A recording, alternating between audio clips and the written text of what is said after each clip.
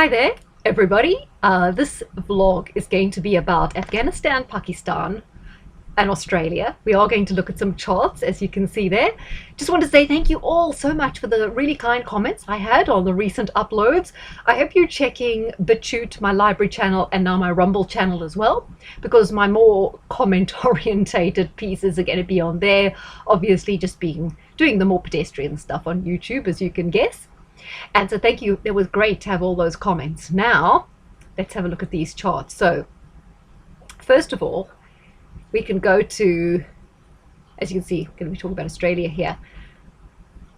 This here, I'm sorry if this comes a little blurry. I don't know if I can make that a little bit clearer here.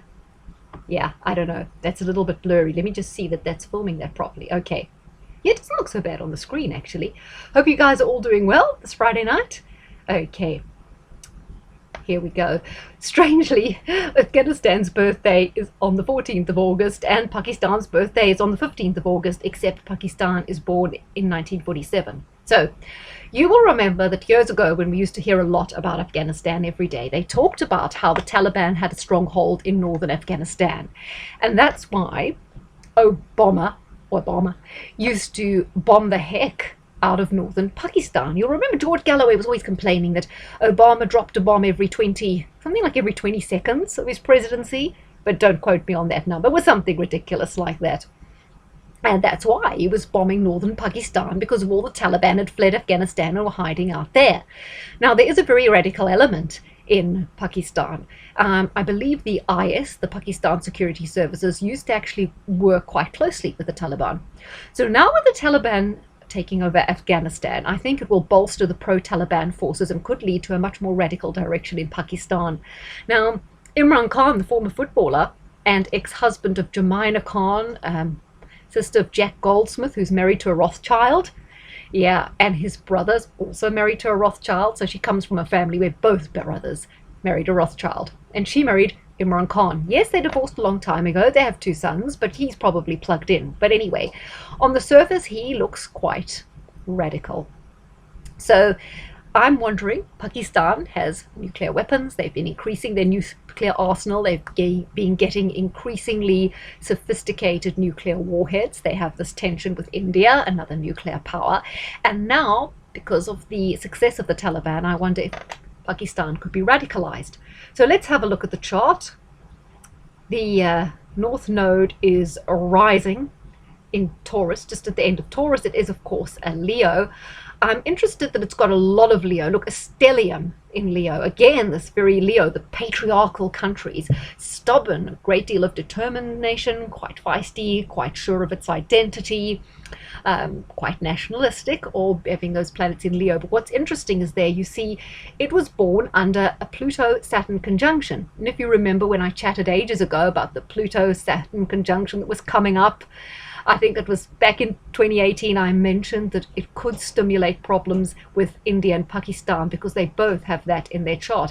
And planetary-wise, it is being stimulated because right now it's got Saturn, which is in Aquarius, opposing it, right? Because it's at sort of 13-ish degrees of Leo. And it's got Uranus in Taurus squaring it. So it's strongly being stimulated, that conjunction at the moment.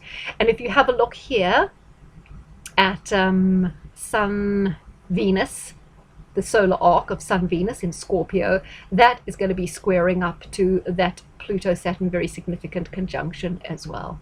So I'm wondering, let's keep watching Pakistan. At some stage there is going to be well, let's say I think Pakistan is going to go postal at some stage. At some stage we are going to enter a kinetic war. Pakistan, a strong ally of China. Is this where it's all going to kick off?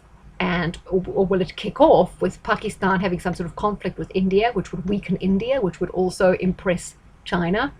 Very interesting geopolitically to see what could possibly happen.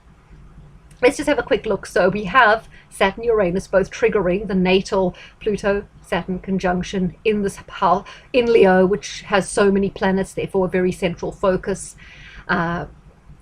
Pluto does rule the descendant, the house of open enemies, right? What does Saturn rule here? Saturn rules the 9th house. Yeah, so I mean, That's not telling us an awful amount. I'm not sure if there was any. Oh, we can see here the solar arc moon is round about Neptune, increasing sort of confusion. And also, yeah, I'll have to think about that one a little bit more. But that's basically what I wanted to talk about off the bat about Pakistan. Just as I don't think, oh yes, here, interestingly, we should cover the moon, because the moon is at the end of Cancer. Transiting Pluto, which is now at the end of Capricorn, will be opposing the moon. Moon representing again the people. And in this chart, it also represents kind of communication. So I'm thinking the Taliban will have an increasing control over the mentality of the people, the communications that are allowed, and the day-to-day lifestyle. So definitely radical change to day-to-day lifestyle in Pakistan, heading in a much more structured, regimented, rule-bound, kind of controlling mentality. Maybe schooling being more tightly controlled may influence women's schooling. So I think that whole influence from Afghanistan seeping into Pakistan, but of course it's much more relevant with Pakistan being a country with nuclear weapons. Next, have a look. I might editorialize a little bit about Australia on Rumble, because I'm going to do a quick one for Rumble as well. I don't want to say too much here, but let's just quickly have a look. Now, we've heard this week, I think I'll leave that to Rumble to discuss the new restrictions in Australia. But look at here. This is from Worldometer. Australia is only the 125th country in terms of the impact coronavirus has had on it.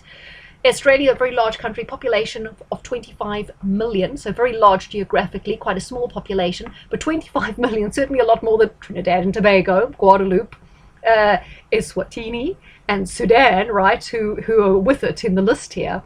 They had 708 new cases today. Cases, yeah, but that's not hospitalizations. They're doing mass testing, going to generate a lot of false positives, etc., etc. New deaths 4. Total deaths, guys, 976. Let's just employ the calculator here. I do not do mental arithmetic. I refuse to. It's boring. I was very good at maths at school, but I only do like the interesting stuff. I don't do division. I mean, that's for calculators. So 976 divided by 25. Okay, so the death rate of COVID in Australia is 0.00039. That's all the people that have died there, right? They've had a total of 42,229 cases. I don't pay attention to these cases because we know the test is flawed. But anyhow, cases 25. Cases 0.00169 cases. That's all they've had for these draconian, totally oppressive measures. Now, you will remember at the beginning of the year, I was doing a little ramble talking about Australia, that's Pakistan, and I said I'd done their Aries ingress chart, which this is, and I said to you at the beginning of the year, oh, what's going on in Australia? It's really weird, and then I never came back to it. Well, I think we've worked out why it was really weird, but I did say that. But now look at this. So their Aries ingress chart set for Canberra. I know I've got written their Mexico president. I was also looking at his chart because the Mexican president has been so reasonable and he's being so commonsensical about this whole situation. Mexico has remained fairly free. He's questioning the things he should be questioning. So, as Jeff Berwick was saying, is this guy going to dodge a bullet?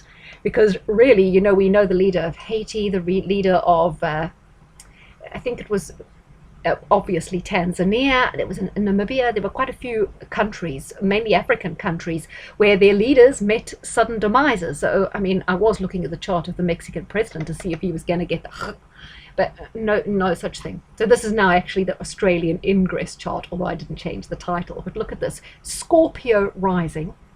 The ruler of Scorpio, Pluto, exactly on the descendant of the people of the homeland. The other ruling planet of Scorpio, Mars, is about to enter the 8th house. The moon is in the 8th house. The house of enemies, Uranus, or that would also be the house of allies, Uranus. So they're changing who their allies are. Yeah, from America to China, possibly. So Sun conjunct Venus in the unlucky 6th house. So that's also the house of health. But interesting that the emphasis here is very much Plutonian. 8th house, ruling sign Scorpio. Pluto here on the cusp of the 4th house, and ruling planet Mars on the North Node, about very strongly placed there, and about to enter the 8th house. So we've got all these themes of draconian measures, a power grab, oppression, something nefarious and underground going on, a lot of corruption, a lot of, let's see, rights being stripped away from people, and on the ascendant, the transformation of society. So the strong Plutonian influences tell us that of all the countries in the world, it's Australia that are under this iron grip or under the foot at the moment, and they need to break out. I do sense, though, with the Jupiter conjunction in Aquarius in the 4th house, and with Pluto there in the 4th house cusp, there could be a sleeping giant waiting to come alive, crack this thing wide open, and it really does need to happen, because what's happening there is ridiculous. Okay, that's enough for YouTube. I'm going to close this and finish the discussion on Rumble. Thanks, guys.